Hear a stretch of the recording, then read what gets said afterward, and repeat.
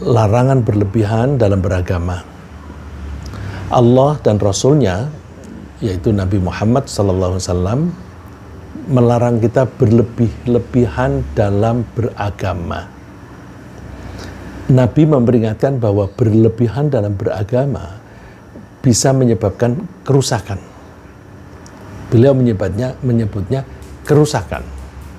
Beliau tidak merinci arti kerusakan di situ, tapi kita bisa memahaminya dari contoh-contoh yang ada di dalam Al-Quran dan Al-Hadis, yakni bahwa berlebihan dalam beragama itu bisa merusak kesehatan, bisa merusak tatanan hidup bermasyarakat, dan bahkan yang paling berbahaya bisa merusak keimanan.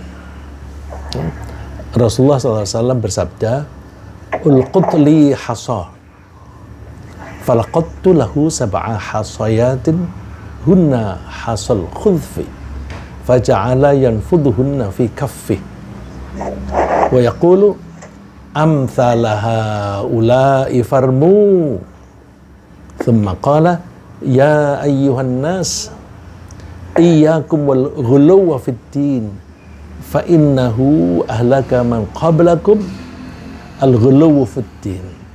Ini konteksnya, Rasulullah SAW itu sedang menjalankan haji.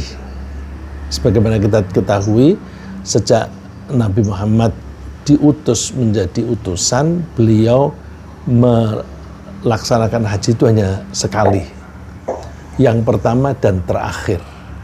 Tapi karena itu yang terakhir, masyarakat perhatiannya lebih ke terakhirnya, sehingga hajinya Rasulullah disebut haji wada. Wada itu perpisahan, ya, welfare hajj, ya, atau welfare pilgrimage. Sebenarnya itu haji satu-satunya yang dilaksanakan oleh Rasulullah SAW. Itu tahun ke-10, hanya beberapa bulan menjelang beliau wafat. Nah, waktu itu Rasulullah sudah kembali dari Arafah, lalu ke arah Mina, lalu berhenti di Jamrah Aqabah. Jamrah Aqabah itu jamrah yang paling besar di antara 3. Bahasa Arabnya jamrah, tapi orang Indonesia menyebutnya jumroh. Ya, jadi bilang jumroh benar dalam bahasa Indonesia, jamrah benar dalam bahasa Arab. Lalu Rasulullah itu masih berada di atas ontanya, menyuruh keponakannya yang namanya Abdullah, anaknya Abbas. Dia kira-kira waktu itu umur 9-10 tahun begitu, jadi masih kecil anak-anak. Abdullah ambilkan batu-batu kecil gitu. Lalu Abdullah mengambil 7 batu yang kecil-kecil, yang seukuran untuk ketepel. Karena itu kecil-kecil, maka ditaruh di tangan itu ya cukup, 1 tangan itu cukup. Terus Rasulullah komentar, nah yang seperti ini kalian mesti menggunakannya untuk melempar jamroh. Yang seperti ini itu dalam hal ukurannya. Terus Rasulullah pesan, wahai manusia, hati-hati terhadap berlebihan dalam beragama, karena umat-umat generasi sebelum kalian itu hancur, mengalami kehancuran gara-gara mereka berlebihan di dalam beragama. Coba, ini masalah batu loh. Batu kecil-kecil dianggap jangan berlebihan. Artinya jangan karena nafsu yang ingin melempar setan begitu, aku lempar pakai batu yang besar begitu, biar mampus misalnya begitu. Enggak perlu, udah yang kecil aja, ya. Jadi berarti berlebihan itu tidak hanya berlebihan di dalam pikiran, dalam konsep tentang keagamaan, tapi juga masalah teknis. Ini sampai dengan ukuran batu. Nah, misalnya lagi ketika dalam itu tadi melempar batu ke jamroh. Ketika kita berkonsumsi, kalau saya bilang memasukkan konsumsi kok di dalam dalam masalah keagamaan. Oh ya, karena kita itu tidak bisa melaksanakan kegiatan agama kalau kita tidak hidup. Untuk hidup kita harus sehat, kuat. Agar sehat, kuat, kita mesti makan dan minum. Jadi makan dan minum kita itu nilainya tidak sama dengan kucing, tidak sama dengan ayam atau sapi. Makan ya makan biar merasakan enak atau tidak lapar dan sebagainya. Tapi kalau kita makan minum itu bagian dari ibadah. Kok bisa begitu? Ya, saya makan dan minum untuk menjaga kesehatan saya supaya saya bisa melaksanakan kewajiban yang ditugaskan oleh Allah kepadaku. Bukankah kalau kita sholat kita juga perlu sehat? Bukankah kalau kita itu puasa Ramadan juga perlu sehat? Dan begitu juga pergi haji. Oleh karena itu, makan dan minum kita adalah kegiatan untuk menunjang ibadah. Karena makan dan minum kita itu menunjang kegiatan ibadah, maka makan dan minum itu sendiri adalah ibadah. Oleh karena itu, masuk di dalam contoh beragama. Jadi ketika kita berkonsumsi makan dan minum, kita dilarang makan dan minum secara berlebihan.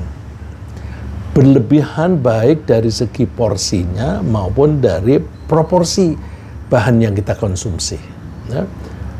Misalnya proporsi karbohidratnya, proporsi lemaknya, proporsi gulanya dan sebagainya itu jangan berlebihan. Ya. Sebagaimana kita ketahui, berlebihan dalam makan dan minum itu bisa merusak kesehatan kita. Nah, ini yang saya kasihkan contoh tadi, bahwa berlebihan dalam beragama itu bisa membuat kerusakan. Baik kerusakan pada badan kita, kesehatan, maupun dalam kehidupan bermasyarakat, sosial, termasuk ekonomi, dan bisa merusak keimanan kita. Oleh karena itu kita mesti hati-hati. Nah, tentang makan dan minum, Allah menganjurkannya kita makan dan minum jangan berlebihan, seperti firman-Nya, wa kulu washrabu wa la tusrifu innahu la yuhibbul musrifin. Silahkan makan dan minumlah dan jangan berlebihan. Sesungguhnya Allah tidak suka kepada orang yang melakukan apapun berlebihan. Itu ketika makan. Bagaimana dalam kegiatan beribadah? Nah, ketika kita melaksanakan kegiatan ibadah, seperti misalnya puasa, sholat malam, dan sebagainya, kita juga tidak boleh berlebihan. Misalnya, berpuasa di siang hari dan sholat di malam hari terus-menerus. Jadi, puasa sunnah itu setiap hari sepanjang tahun. Terus setiap malam tidak pernah absen, selalu sholat malam. Waktunya dihabiskan untuk sholat. Nggak boleh. Itu berlebihan. Karena badan kita butuh istirahat. Dan juga kalau kita puasa terus, tenaga kita kurang kuat, kita bisa-bisa tidak bisa melaksanakan kewajiban yang lain. Begitu pula kalau malam itu sholat sunnah terus-menerus, kasihan istri, kasihan suami. Mereka juga mempunyai hak untuk ditemani ketika tidur. Oleh karena itu, tidak boleh berlebihan. Nah, Rasulullah misalnya melarang seorang pemuda namanya Abdullah bin Amr bin As. Ini pemuda, anak muda, waktu itu masih kecil, dia sudah masuk Islam, padahal bapaknya waktu itu masih kafir, kakeknya sangat memusuhi Nabi. Ya. bapaknya pun dulu juga memusuhi Nabi, tapi dia masih kecil sudah masuk Islam. Dan karena dia cerdas dan rajin belajar, maka anak ini ketika dewasa menjadi salah satu ulama di antara para sahabat. Nah, waktu dia masih muda, Abdullah bin Amr ini, dia puasa sepanjang tahun. Dan setiap malam dia sholat sunnah. Dan itu sampai diketahui oleh teman-teman. Karena diketahui oleh teman-teman, ada yang lapor kepada Nabi. Ya. Terus dipanggil Abdullah itu. Abdullah bercerita. Qala li Rasulullah SAW, Ya Abdullah, alam ukhbar annaka tasumun nahar wa taqumul lail. Abdullah, aku dengar, aku mendapatkan kabar bahwa kamu setiap hari puasa dan setiap malam kamu sholat. Bala ya Rasulullah, betul Rasulullah. Terus nasihat Nabi, fala taf'al, jangan lakukan itu. Sum wa aftir, wa qum wa nam. Ya, kamu sesekali puasa, sesekali tidak puasa. Sesekali sholat malam, sesekali tidak usah.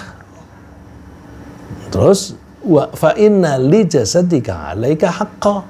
Badanmu itu memiliki hak yang harus kamu penuhi.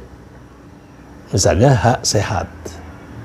Wa inna li 'ainika 'alaika haqqa. Matamu itu juga butuh sesuatu yang kamu harus penuhi. Wa inna li zaujika 'alaika haqqa. Istrimu itu juga punya hak yang harus kamu penuhi.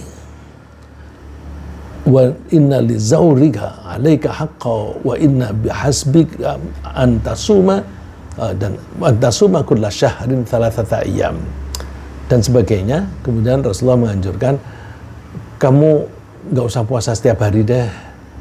1 bulan cukup 3 hari. Nah, yang kita kenal dengan hari putih pada tanggal 12, 13, 14 di bulan Hijriah. Ya. Cukup 3 hari saja. Nah, dan kamu puasa 3 hari itu sama dengan puasa 1 bulan. Jadi kalau kamu setiap bulan puasa 3 hari itu sama dengan kamu puasa, pahalanya sama dengan puasa sepanjang tahun. Gak usah tiap hari kamu puasa. Karena apa? Satu kebaikan yang kamu lakukan itu pahalanya 10. Jadi kalau kamu puasa 3 hari kali 10, pahalanya itu 30. Sama dengan puasa 1 bulan. Kalau kamu melakukan itu setiap bulan, fa inna dzalika siyamud dahri kullih. Pahalanya sama dengan puasa 1 tahun penuh. Tapi Abdullah cerita ini, fashuddida alayya. Aku menawar kepada Rasulullah untuk memperberat diri saya. Dia minta kepada Rasulullah diperberat dan dituruti. Ya. Saya mengatakan, ya Rasulullah, inni ajidu quwwah. Rasulullah, saya kuat lebih dari 3 hari. Nah, terus Rasulullah memberi alternatif yang lebih berat. Oke, kalau begitu fasum siyama nabiyillahi Daud alaihi salam. Puasalah seperti puasanya Nabi Daud. Wala tazid alaih, jangan kamu tambah, ya. Udah, ini maksimum. Terus Abdullah bertanya, puasa Nabi Daud itu bagaimana Rasulullah? Dia puasanya setengah tahun. Jadi 1 hari puasa, 1 hari tidak puasa, 1 hari puasa, 1 hari tidak puasa. Nah, setelah di hari tua, nah ini Abdullah ini cerita ini setelah dia tua. Fakana Abdullah yaqulu ba'dama kabur. Setelah dia menjadi orang tua sekali, dia bilang, ya laitani qabiltu rukhsatan nabi. Aduh, menyesal aku. Seandainya dulu aku menerima kemurahan yang diusulkan oleh Nabi Muhammad. Puasanya 3 hari 1 bulan. Sekarang aku merasakan beratnya. Nah, ini berarti kita orang Islam itu jangan berpikir jangan menganggap bahwa kita itu kuat terus. kita suatu saat lemah, suatu saat kuat, dan suatu saat lemah lagi. Maka kita harus membuat perhitungan. Nah, ini contoh orang yang kurang membuat perhitungan ketika masih muda, cari rumah di yang dibangun oleh developer di kompleks perumahan begitu, ada konturnya bagus. Masuk halaman ruang pertama di ruang tamu itu datar sama dengan jalanan. Terus masuk lagi naik, di belakang lagi naik lagi. Wah, indah, enak. Iya, tapi itu berarti tidak memikirkan hari tua. Dia kira dia akan sekuat itu terus menerus. Itu betapa banyak orang yang rumahnya seperti itu ketika hari tua tidak naik lagi ke kamarnya di belakang. Lama-lama tidak sanggup tinggal di situ, padahal rumahnya besar. Lalu tinggal bersama dengan anaknya yang rumahnya kecil dan datar dengan jalan. Itu kan tanda bahwa orang itu seringkali lalai, lupa bahwa suatu saat itu akan lemah. Dan itu juga dirasakan oleh orang. Mentang-mentang berkuasa terus berbuat semena-mena, lupa suatu saat dia tuh kehilangan jabatan. Kalau dia kehilangan jabatan itu, dia bisa dibalas itu semena-menanya, ya. Ketika puasa juga begitu, ketika sholat juga begitu. Jadi Islam itu mengajak kita berislam itu biasa-biasa aja lah. Ya, kadang-kadang sholat sunnah, kadang-kadang tidak, kadang-kadang puasa sunnah, kadang-kadang tidak. Tidak usah memaksa diri. Ya, contoh lagi ketika sholat. Rasulullah suatu saat itu masuk ke masjid. فَإِذَا دَخَلَ النَّبِيُّ صَلَّى اللَّهُ عَلَيْهِ وَسَلَّمَ فَإِذَا حَبْلٌ مَمْدُودٌ بَيْنَ السَّارِيَتَيْنِ. Dia melihat ada tali yang diikat di antara dua tiang. Terus Rasulullah bertanya, "Ma hadzal habl?" Tali apa ini? Terus para sahabat menjawab, "Hadza hablun li Zainab." Ini tali untuk Zainab. Zainab itu istri Rasulullah. Masih ingat Zainab itu saudara dekat dari Rasulullah, berarti dia orang Quraisy. Suatu saat Rasulullah ingin menikahkan Zainab dengan anak angkatnya Rasulullah, yaitu Zaid bin Harithah. Terus si Zainab waktu itu keberatan, tapi kemudian turun ayat Al-Quran bahwa orang Islam tidak boleh membantah, tidak boleh memilih pilihan lain selain yang dipilihkan oleh Allah dan Rasulnya. Terus dia mau. Karena latar belakangnya itu beda, Zainab ini kan orang bangsawan. Zaid itu mantan budak. Beda secara kejiwaannya. Mereka seringkali tidak serasi dalam kehidupan. Terus lama-lama Zaid tidak tahan, dicerai.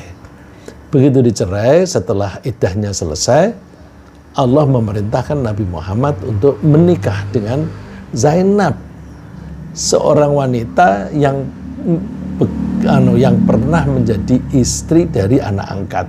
Menurut tradisi Quraisy itu tidak boleh menikahi menantu meskipun menantu itu dari anak angkat. Nah, itu Allah memerintahkan supaya Nabi menikahi wanita ini untuk meralat peraturan jahiliyah. Itu peraturan nggak usah dipakai, pakai peraturan yang ini. Nah itu Zainab. Nah, Rasulullah ketika masuk masjid lihat ada tali apa ini? Oh, itu Zainab yang masang. Kalau dia capek, dia bersandaran pada tali itu. Nah, saya menceritakan bahwa Zainab itu istrinya Rasulullah itu, saya ingin menunjukkan bahwa meskipun dia istrinya, meskipun Rasulullah itu sayang dengan Zainab, tetap saja peraturan itu harus dilaksanakan. Lalu Nabi mengatakan, la hulu, enggak begitu, lepas. Terus pesannya, liyusalli ahadukum nasyatah. Kalian kalau sholat semampunya saja. Kalau capek, duduk. Tentu ini sholat sunnah ya. Ini yang dimaksud sholat sunnah. Kalau sholat wajib itu kalau bisa berdiri tidak boleh ditawar, harus berdiri. Tapi kalau sholat sunnah capek saja, bukan sakit. Mau duduk boleh, apalagi capek. Tidak capek pun duduk boleh, cuma pahalanya menjadi separuh. Tapi poin yang kita bahas ini adalah bahwa kita tidak boleh memaksa diri di dalam beribadah. Nah, ini merupakan salah satu dari penerapan pemahaman bahwa Allah menugasi kita hanya sebatas maksimal kemampuan kita. Jadi Allah tidak pernah memaksa kita melakukan tugas di atas kemampuan kita. Kita tidak boleh memaksa diri dalam melaksanakan ibadah. Kalau kita tidak punya duit untuk pergi haji, nggak usah haji. Terus, wah tapi aku kepengen, masa aku sampai mati nggak pernah haji, lalu dia ngutang. Nggak boleh. Ngutang untuk pergi haji itu kan sama dengan memaksa diri. Kecuali kalau utangnya itu karena sedang tidak pegang duit, tapi asetnya cukup. Contohnya misalnya, orang yang pekerjaannya jual beli rumah. Nah, itu kadang-kadang kan, wah ini rumah ini dijual, kalau aku jual lagi ada untung nih. Duitnya dipakai untuk beli itu habis. Terus dia sudah waktunya pergi haji, boleh ngutang nggak? Boleh, karena kan dia punya cadangan untuk bayar. Itu bukan cadangannya, bukan lalu gaji bulan depan. Gaji bulan depan lagi itu dicadangkan untuk membayar utang untuk haji. Nggak boleh. Siapa yang bisa menjamin bahwa bulan depan masih hidup dia? Jadi kalau nggak punya biaya untuk haji, nggak usah maksa diri. Dan itu kita terapkan untuk semua kegiatan ibadah. Ya. Jadi, tapi sebaliknya kita juga tidak boleh bermalas-malasan. Bermalasan itu artinya kita tidak menggunakan kapasitas kita secara maksimal. Jadi yang namanya sedang-sedang itu adalah kita memanfaatkan kapasitas kita semaksimum yang kita bisa. Misalnya ketika bersedekah, kalau ada kemampuan satu bulan bersedekah 100.000, ya keluarin 100.000. Jangan memaksa menjadi 200.000, memaksa diri nanti keteter kebutuhan rumah tangga ya. Tapi kalau ada kemampuan 100.000, ya sedekahnya jangan hanya 50.000. Itu ya kalau istilahnya di pabrik itu kan ada idle capacity, ada kapasitas yang tidak dimanfaatkan. Itu kita terapkan dalam diri kita sendiri. Kalau kita punya kapasitas, kita manfaatkan kapasitas itu semaksimal mungkin. Nah, itu adalah penerapan dari firman Allah, fattaqullaha mastata'tum. Bertakwalah kalian sebatas yang kamu bisa. Wasma'u wa'ti'u. Dan dengarkan nasihat-nasihat yang baik dan taatilah nasihat-nasihat itu. Terus kasih contoh, kalau mempunyai kelebihan harta mesti bersedekah. Wa anfiqu khairal li anfusikum. Bersedekahlah kalian, itu bagus untuk kalian karena sedekah itu menguntungkan diri sendiri. Wa may yuqa syuha nafsi fa ulaika humul muflihun. Siapa yang bisa menghindari rasa kikir, maka dia adalah orang yang beruntung. Jadi kalau kikir itu kan berarti tidak bersedekah sesuai dengan kapasitas. Kita gunakan kapasitas maksimum, tidak usah memaksa diri, tapi juga jangan dibiarkan kapasitas kita itu menjadi sia-sia. Nah, ngomong-ngomong tentang sedekah, ketika bersedekah pun kita juga tidak boleh berlebihan, karena hal itu bisa merusak tatanan hidup dalam bidang ekonomi. Sedekah berlebihan itu bisa merusak tatanan hidup di bidang ekonomi dan juga di bidang perilaku. Misalnya apa? Kalau bersedekah berlebihan sampai dirinya sendiri kekurangan, itu kan mengganggu ekonomi keluarga. Ya. Atau kalau sedekahnya berlebihan, kemudian tidak sampai kegiatan ekonomi keluarga itu terganggu, tapi sudah termasuk berlebihan, itu juga merusak etos kerja orang yang menerima sedekah. Lalu dia mengharapkan tiap bulan nanti ada yang ngasih. Dia lalu bermalas-malasan. Bermalas-malasan itu bertentangan dengan ajaran agama. Ya. Dan seterusnya. Jadi berlebihan itu selalu ada impact yang buruk. Karena Allah ketika mewanti-wanti jangan berlebihan itu, justru konteksnya itu sedekah. Ya. Coba ayat ini. Wa atidal qurba haqqahu wal miskina ibnas sabil. Berikanlah sedekah kepada orang-orang terdekat. Mereka punya hak untuk menerima sedekah itu. Demikian juga orang miskin dan orang jalanan. Terus wala tubadzir tabdzira. Jangan menyia-nyiakan harta. Nah, ini konteksnya sedekah. Jadi sedekah tidak boleh berlebihan.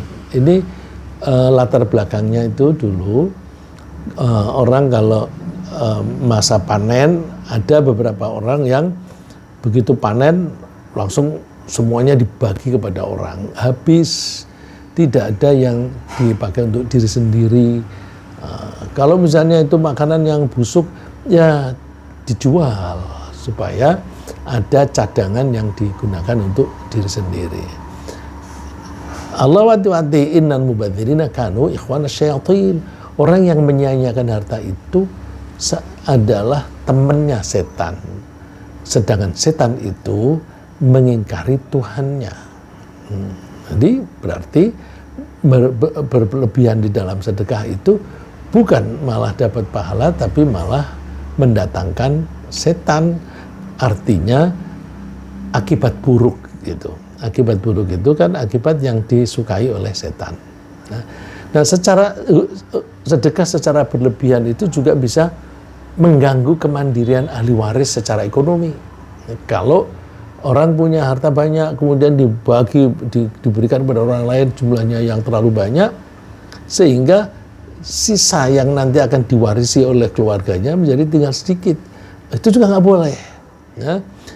Oleh karena itu, sedekah dibatasi maksimum sepertiga dari harta yang dimiliki. Ini ada cerita dari Sa'ad bin Abi Waqqas. Ya. Ini salah seorang sahabat yang terkenal. Dia terkenal keberaniannya, terkenal dalam selalu menjaga Rasulullah. Rasulullah kalau kemana-mana dia menjaga keamanannya. Nah, dia menyampaikan kepada Rasulullah, ya Rasulullah, saya ini punya harta dan ahli warisku hanya satu, yaitu anak putriku. Boleh nggak aku bersedekah 2/3 dari hartaku?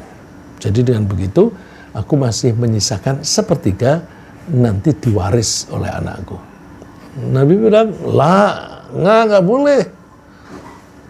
Dia nawar, kalau 2/3 nggak boleh.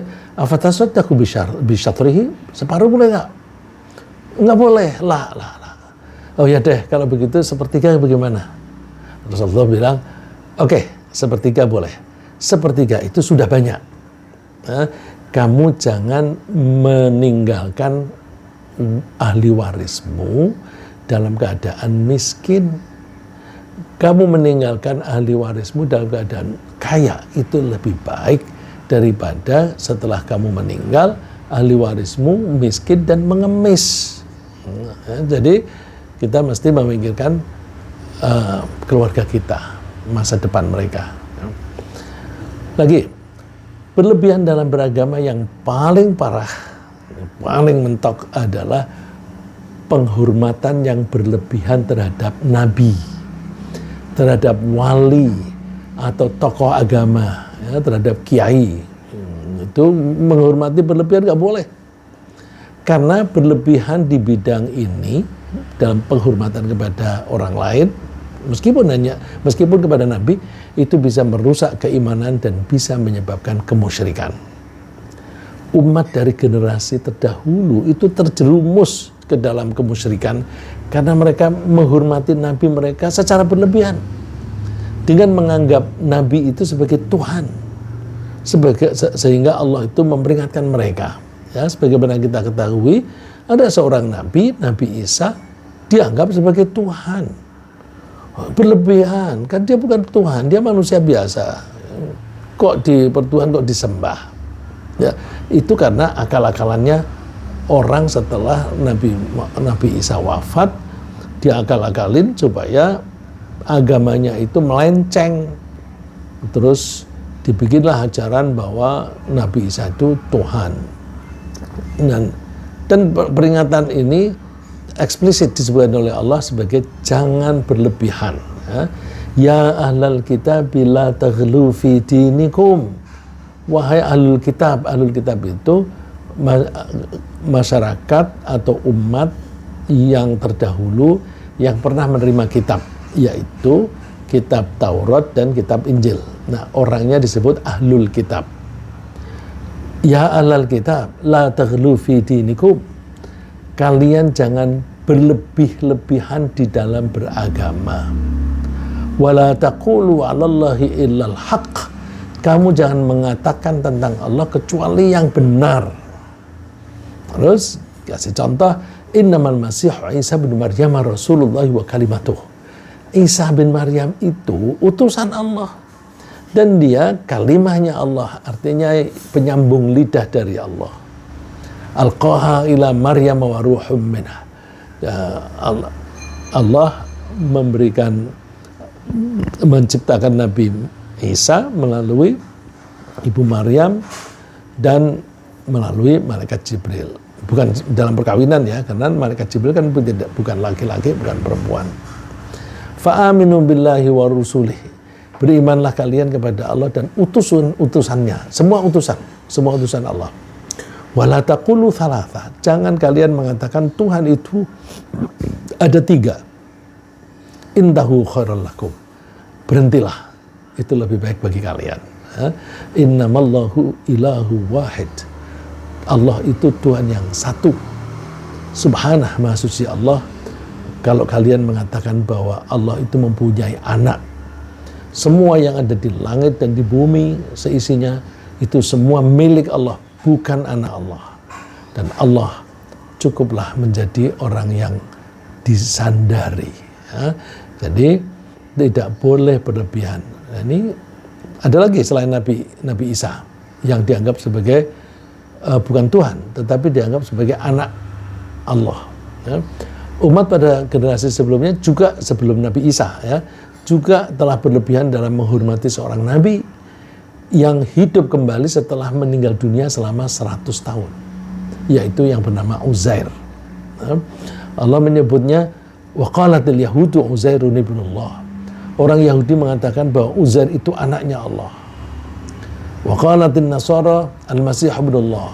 Orang Nasrani mengatakan Nabi Isa itu anaknya Allah. Itu berlebihan. Nah, kita itu mesti hati-hati di dalam menghormati Nabi. Dan alhamdulillah Nabi Muhammad itu sewaktu masih hidup itu selalu menunjukkan kesederhanaannya dan menunjukkan bahwa saya manusia biasa. Oleh karena itu Rasulullah sering makan bersama dengan para sahabat. Makan bersama dengan cara yang sama. Ya. Malah Rasulullah itu pernah diprank oleh seorang sahabat yang namanya Nuaiman. Diprank dalam hal makanan. Prank ini memang kelihatannya jelek, orang ini kelihatannya kurang ajar, tetapi itu memang dibuat oleh Allah biar terjadi seperti itu untuk menunjukkan bahwa Nabi Muhammad itu manusia biasa yang seperti kalian. Jangan sampai sejarah masa lalu itu terulang. Masa lalu itu Nabi Isa dianggap Tuhan. Nah, maka Nabi Muhammad sering kali makan bersama, jalan-jalan bersama, pergi ke pasar begitu. Nah, pranknya itu begini. Nuaiman itu memang ini orangnya suka ngeprank orang. Karena suka ngeprank orang, Nabi Muhammad pun diprank. Abu Bakar juga pernah diprank. Nah, dia suatu saat masuk ke pasar, dia melihat ada orang jualan makanan. Wah, ini makanan ini enak sekali nih. Oh, terus dia pikirannya begini, jangan sampai orang lain makan makanan ini sebelum Nabi Muhammad. Aku maunya makanan enak ini nomor satu yang merasakannya Nabi Muhammad. Aku mau beli. Terus dia bilang kepada penjualnya, aku bawa ya ini ya. Ya silakan, dibawa semuanya. Dibawa ke menemui Nabi. Nabi sedang duduk-duduk dengan para sahabat. Terus dia bilang, Rasulullah ini untuk Rasulullah ini. Nah, karena dibilang untuk Rasulullah, dia menganggap ini diberi. Ayo kita makan. Makan bersama. Setelah ini makan selesai, yang punya dagangan datang. Nuaiman, mana uangnya? Kamu belum bayar. Terus dia bilang, yang makan Rasulullah kok gitu. Terus Rasulullah, loh, kamu belum bayar nih. Aku kirain kamu sudah bayar dan kamu kasih ke aku dan teman-teman. Belum, Rasulullah, saya nggak punya duit. Terus Rasulullah yang bayar. Tapi Rasulullah nggak kesel. Rasulullah tertawa, senyum begitu. Jadi memang orang ini begini. Dia berkali-kali dia ngeprank Rasulullah. Abu Bakar pernah diprank. Ada temennya itu pernah diprank, malah jahat itu. Kalau kita melihatnya itu jahat. Tapi pranknya dia sedikit ya saya cerita. Dia pernah bepergian ngikuti kafilah dagang. Kafilah itu yang punya Abu Bakar. Jadi kalau begitu semua biaya yang nanggung kan Abu Bakar. Ontanya disediakan oleh Abu Bakar untuk ditunggangi. Terus mereka membawa bekal makanan. Ada orang yang diserahi, dah kamu yang mengelola makanan ini. Kalau ada waktunya makan dikeluarkan. Terus suatu saat pas berhenti di suatu tempat, Nuaiman ini bilang, duh lapar aku, minta makanannya dong. Nah yang diserahi ngurusi makanan bilang, nanti dulu kita bilang dulu sama Abu Bakar, dia yang punya. Tapi aku lapar sekarang. Kalau nunggu nanti aku nggak kuat. Tunggulah sebentar. Oh, dia disuruh nunggu itu karena lapar. Dia sambil pergi bilang, awas aku kerjain kamu. Awas aku kerjain kamu. Terus dia masuk pasar. Di pasar dia lihat ada orang kaya begitu. Kamu mau nggak membeli budak? Aku punya budak gagah dan kuat. Tapi dia pembohong. Mau nggak? Harganya murah. Karena dia dijual murah. Mau. Kasih duitnya. Mana? Terus Nuaiman bilang, ingat ya, orangnya pembohong. Jadi kalau dia ngomong apa saja kamu jangan percaya. Terus betul, begitu dihampiri, orang itu diajak, ayo kamu ikut aku. Ikut kemana? Iya, aku sudah membeli kamu sebagai budak. Aku bukan budak. Aku bukan budak. Kan dia dipesan oleh Nuaiman bahwa orangnya pembohong. Jadi meskipun dia bilang, aku bukan budak, nggak percaya juga. Alah, kamu pembohong. Terus dia waktu berselisih begitu, Abu Bakar datang. Ada apa ini? Oh ini nih, aku dijual oleh si Nuaiman. Kembalikan terus tidak jadi dijual. Itu ngeprank sampai semacam itu. Nah, intinya adalah saya ingin menunjukkan bahwa Rasulullah itu begitu low profile, begitu rendah hati, dan dia seringkali tampil di publik untuk menunjukkan bahwa aku manusia biasa, jangan mengkultuskan aku. Dan alhamdulillah sampai sekarang kita mempunyai kebiasaan yang menyebabkan kita menghormati Nabi sebagai Nabi, bukan sebagai Tuhan. Misalnya apa? Sholawat. Rasulullah menganjurkan kita tuh memperbanyak sholawat. Kalau kita bilang Allahumma sholli ala Muhammad, wahai Allah, berilah rahmat, kasih sayang kepada Nabi Muhammad. Itu kan berarti setiap kita mengucapkan sholawat, kita menganggap Tuhan kita Allah. Nabi Muhammad itu manusia biasa yang dijadikan Nabi, maka belilah dia rahmat.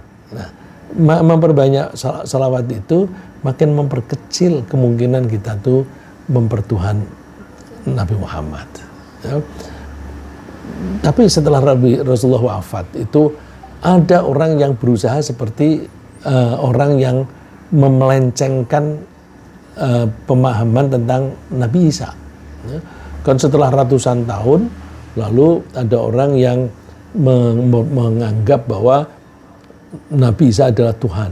Nah, setelah Nabi wafat, terus kepemimpinan dipegang Abu Bakar, kemudian dipegang oleh Umar dan Utsman. Nah, setelah Utsman itu Ali menjadi khalifah. Nah, ketika Ali menjadi khalifah itu ada orang Yahudi yang ingin merusak agama Islam dengan cara dia sering berkunjung ke Ali. Dia bilang, Ali kamu Tuhan, Ali kamu ini Tuhan. Terus di luaran dia selalu bilang, Ali itu Tuhan, Ali itu Tuhan. Akhirnya ada kelompok yang mengkultuskan Ali bin Abi Thalib sebagai Tuhan. Itu di antara orang-orang Syiah. Ya. Orang Syiah itu kan alirannya macam-macam. Yang paling sesat adalah orang yang menganggap Ali sebagai Tuhan.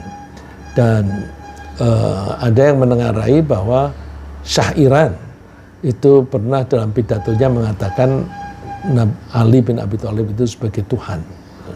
Syah Iran itu kan orang Persia. Ya. Lagi, termasuk berlebihan adalah melampiaskan dorongan nafsu. Dorongan nafsu birahi, mestinya nafsu birahi itu kan suami dengan istri, istri dan suami, pria dan wanita, itu wajar. Dan ada salah satu hadis yang Rasulullah menyatakan bahwa melampiaskan nafsu antara suami istri itu suatu kebaikan dan bisa bernilai sedekah. Ketika Rasulullah mengatakan itu bernilai sedekah, ada yang bertanya, Rasulullah, apakah bisa melampiaskan hawa nafsu birahi itu bernilai sedekah? Rasulullah menjawab, bisa. Kalau seorang wanita diajak bercanda oleh suaminya dan dia menurutinya dengan niat agar suaminya tidak berzina, berarti dia ketika bercanda dengan suami itu dia sedang berusaha menghindarkan suami dari keterjerumusan kepada yang haram, yaitu perzinaan. Menghindari diri dari yang haram itu ibadah. Nah, oleh karena itu kita masukkan hubungan suami istri sebagai bagian dari ibadah. Tentu yang niatnya seperti tadi, ya, bukan hanya sekedar melampiaskan nafsu saja. Ya. Ini kalau melampiaskannya laki-laki dan perempuan, laki-laki dengan laki-laki atau wanita dengan sejenisnya, itu namanya melampiaskan secara berlebihan. Berlebihan itu apa? Melampaui batas kewajaran. Nah, itu dilakukan oleh kaumnya Nabi Lut. Wa Lutan idh qala liqaumihi atatuna al-fahishata ma sabaqakum biha min ahadin minal alamin. Hai kaumku, apakah kamu melakukan hubungan seksual yang tidak pernah dilakukan oleh siapapun sebelum kamu, dan itu dosa. Innakum la ta'tuna ar-rijala syahwatan min dunin nisa. Kalian itu melampiaskan syahwat kepada laki-laki, bukan perempuan. Nah, terus kalimat penutupnya, bal antum qaumum musrifun. Kalian adalah suatu masyarakat yang berlebihan. Nah, ini berarti termasuk berlebihan. Nah, dengan demikian kita diharapkan melaksanakan agama itu dengan cara yang wajar dan dengan usaha yang sedang-sedang saja. Sedang-sedang itu apa? Yaitu tidak terlalu rajin dan tidak malas. Sedang-sedang aja. Allah menghendaki kita menjadi umat yang moderat, yang di tengah-tengah, yang mengambil posisi di tengah-tengah namanya tawassut. Tawassut dari kata wasaton, wasaton itu tengah. Nah, ada ayat yang menyebutkan tengah ini. Wa kadzalika ja'alnakum ummatan wasatan litakunu syuhada'a 'alan nas. Demikian itu kami jadikan kalian sebagai umat yang moderat, yang di tengah-tengah, supaya kalian bisa menjadi saksi bagi semua manusia, wa yakuna rasul 'alaikum syahida, dan Nabi Muhammad bisa menjadi saksi bagi kalian. Ya. Ringkasnya apa yang kita bahas pagi ini adalah bahwa Allah melarang berlebihan dalam beragama, karena berlebihan dalam agama bisa merusak kesehatan, merusak tatanan kehidupan masyarakat, dan bahkan bisa merusak keimanan. Kita tidak boleh berlebihan dalam konsumsi, dalam beribadah ritual, dalam berpuasa, dan dalam bersedekah. Allah menganjurkan kita melaksanakan tugas sebatas maksimal yang kita mampu. Berlebihan dalam menghormati Nabi atau guru atau ulama bisa menyebabkan kemusyrikan. Semoga Allah selalu membimbing kita dalam menerapkan ajarannya dengan cara yang tepat. Amin.